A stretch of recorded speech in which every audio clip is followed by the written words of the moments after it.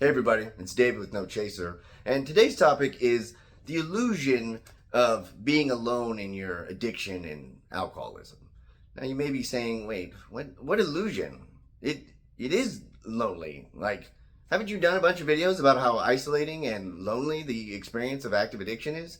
That's not quite what I'm talking about. I mean, yes, like for me, yeah, I drank alone mostly. The party days have been way long gone, and going to the bars or anything like that. Doing drugs alone, like that's the way a lot of people do it because for me again, like most people in my life knew what the deal was, and by deal I mean like the crippling affliction that has plagued my entire adult life. But so I mean, you can't do it around them, and at a certain point you don't even want to do it around other people because and especially if you're an alcoholic or an addict, there's the shame that comes with it, and so you do it alone a lot. And also you're doing a lot of other things alone, sneaking around and hiding and in the pursuit of drugs, and just spending times in the back of parking lots drinking before you go home, or doing drugs, or sneaking off on your lunch break at work, or just a certain place in your house, or when the people in your house are asleep. It just, again, it is very lonely. But what I'm talking about more speaks to something I heard recently, and I've heard it before a lot. The sentiment of, I felt like I was the only one. And that's the key word there, is felt like. Because yeah, I mean, unfortunately, addiction and alcoholism is pretty ubiquitous. I mean, whether you know it or not, there is someone in your life, at least in your circle, that has a problem with substances. Like I said, everybody knows one, whether you know it or not. But as far as that feeling alone, I mean, again, yeah, conceptually, because here's the thing, I felt that same thing too, even though I'm aware of how prevalent addiction is. But the feeling of like you're the only one, not just feeling alone, like you're the only one. Like, I can't tell you how many times people, just getting clean or sober would say that. They would kind of rattle off just the sort of crash and burn that led up to the point of them trying to, seek help. And they were just like, it just felt like I was the only one doing this stuff, only one living this way. And it really speaks to the just not even the physical aloneness, like how you actually isolate yourself and separate yourself from your family, your loved ones, friends, from society, as a whole, to just basically keep up with the errands of addiction, whether it's in the pursuit of drugs, or having to just drink or recover from drinking, recover from drugs or the effects, or just you're sick, just spending time in jail and hospitals, all alone. It just, you can know, like, you consciously know, yes, I'm not the only alcoholic and addict out there. Like, it's not like there's actors on the show Intervention, and it's not like the rehabs are just like a myth or something. Like, there's, unfortunately, like I said, millions and millions of people going through this. But just the sort of loneliness that it creates in you psychologically. And like, people, they sort of have this, it's almost a cathartic release just to hear people do the kind of degrading and humiliating things that you go through. Like, people almost, like, there's like a color to their face and like a light in their eyes where it's like, oh, you did that too? You were like hiding shooters and like sneaking off in the middle of the night, having to sneak back into your own house when you were picking up drugs, or you were just spending days in the basement or the room, or like you did that too. And it's like, it's weirdly, you're talking about like not really great stuff there, but it's weirdly comforting because, again, it feels so alone. And what you're also aware of when you're stuck in that cycle is that you're doing so much alone and you're hiding it from others. So there is that sort of split where it feels like you're the only one doing this, because a lot of times in your life you are the only one doing this. Now, it could be the case where you're running around with other addicts, and maybe, like I said, like maybe at the bar, or you're drinking alcoholically with other people. But a lot of times you still, because you're the only one who lives in your head 24/7, and you become just highly aware of all these, as what I refer to a lot as these quiet moments to yourself. The moment where you're replacing vodka from water in the water bottle, or you're hiding it in the cupboard, or you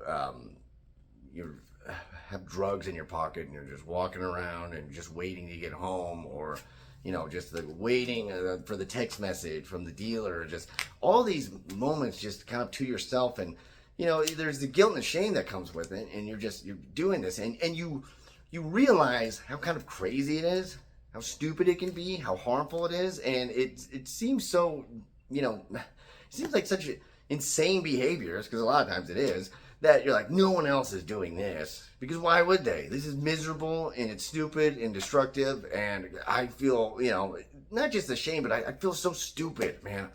No one else is like this bad. It's kind of funny. There's a lot of people I know, at least in some like drug circles, or even just people that are also big drinkers, where they kind of, what I call, point out the sacrificial lamb, where it's like, well, at least I'm not as bad as that guy, at least I'm not as bad as a druggie as Steve.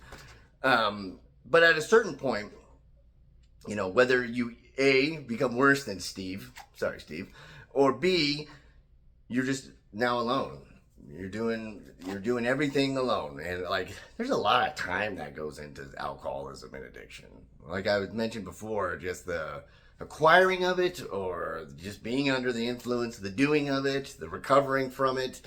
And it's so much time alone to yourself that you really start living in this like different world almost. I mean, a lot of people talk about how they have, especially when you're hiding it from others in your life, you kind of have this like sort of double life, and it just having this like secret world to yourself, this secret world full of shame, it really feels, that, man, I'm the only one going through this. And here's the other thing, if you're in like the active use, actively drinking, and you're not doing anything for recovery because you don't want to stop, which is totally understandable, then you're not seeing other people disclose what they were going through, like they do at recovery meetings and groups and treatment and stuff like that. You're not hearing any of those stories, and certainly the other people that you may know in your life that are also struggling with chemicals, they're not talking about it. They're not like in active addiction texting you like, dude, let me tell you how much my life sucks.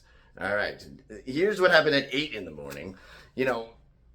You're not getting any other, like I said, the disclosures or the people, the testimonials of what they were going through. So you're not hearing any of that. So all you really know is what you're doing.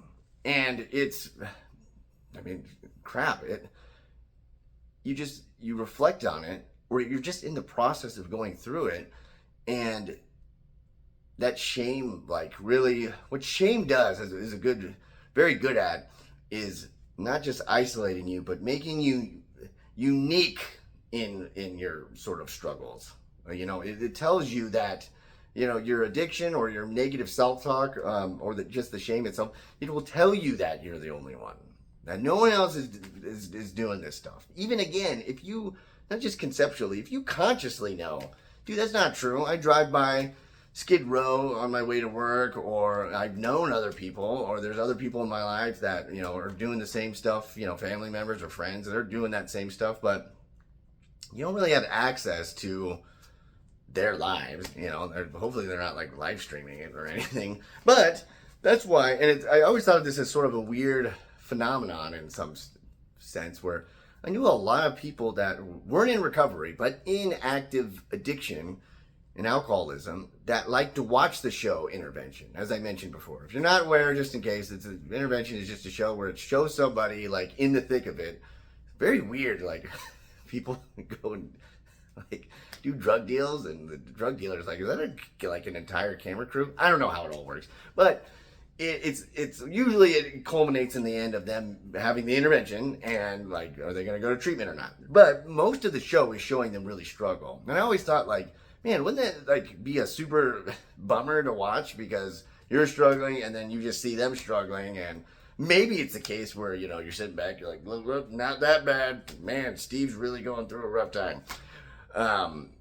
But a lot of people, you just read on the internet, you read like what people think of it. I've talked with other people, and they're just like, I don't know, it's weirdly comforting, because it's just like, okay, I'm not the only one. Again, just the acknowledgement of it. There's a lot of things in life you can just kind of know, but sometimes it just really has to be presented to you, and you have to see a human face and a real interaction of someone being like, look, this isn't some story on Reddit, or this isn't like some thing whispered in a bar or anything like this. Like, I'm a real human, and yes, I used to I used to have my car full of gum, deodorant, cologne, mouthwash, eye drops. I used to do that whole game too. I used to do the thing where I was drinking and I put the bottle somewhere, and then I woke up in the morning and I can't find the bottle because I'm so good at hiding it, even I can't find it. And just like, I remember one of like the most weirdly bonding moments, just in a moment, was when I was talking with somebody about how sad it is, but the elation that you have when you're looking for the bottle in the morning and you find it, the giddiness that comes above you, like, yes, like, I remember I would have that where I'd pull out a drawer just in this mad scramble and search for it, and then I'd hear like thunk, obviously in the sock drawer or whatever, the bottle was coming rolling out, and just hearing that thunk, I was like, oh, sort of the wave of relief, and just if you like inspect that, a very sad thing, but someone else was like, dude, I know that too. And that's why you feel so connected to other people in recovery or attempting it or trying to get better, because it's very, very specific sort of struggles that it's specific and not. It's a very distinct sort of struggles, but it's not specific in the sense that so many other people are going through the same thing, have the same patterns of behavior, the same sort of experiences. And if you're not doing that though, and you're not talking with others, then it's just all up here. And that's one, it's just a bad place to be. And two, all you're seeing is what you're doing. All you're feeling, all the stuff that comes with it, the sort of remorse and everything like that, it's just all occurring to you. And so it could get you to that point where you're like, oh, man, I'm the only one living this way. And you're really not. That's why I know there's plenty of people on here and plenty of people I've like chatted with that they're struggling. I've super been this person, struggling, can I keep relapsing or falling, back off the wagon and stuff, but they keep trying. And I think it is so important to even just keep contact with people. Not only just to keep trying, obviously, but to keep contact with people, just so you don't fall down in that hole again of just like, man, I'm the only one doing this. Because then it becomes a mixture of depression and self-pity and, sort of hopelessness. And you are not the only one. There's plenty of people out there getting wild, so to speak. But other than that, in the description of the video, I'll have links to stuff. Podcast, my book. If you want to get it free, there's another link for that. All that sort of good stuff. Other than that, be well.